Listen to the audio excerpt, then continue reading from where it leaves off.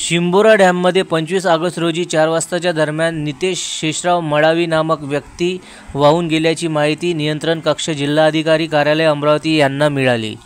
25 August रोजी 5 वाजताच्या सुमारास शोध व बचाव पथक तात्काळ घटनास्थळी पोहोचून बचाव कार्य सुरू करण्यात आले।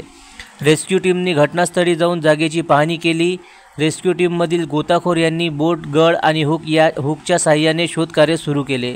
घटनास्थळापासून 500 मीटर अंतरावर शोध सुरू असताना रात्र झाल्यामुळे व वरिष्ठांच्या आदेशामुळे शोधकार्य थांबवण्यात आले।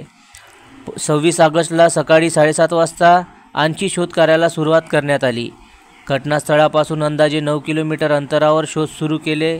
त्यानंतर पुन्हा घटनास्थळी शोधकार्य सुरू केले असता नितेशचा मृतदेह दुपारी 4:45 अथक प्रयत्नानंतर मिळाला।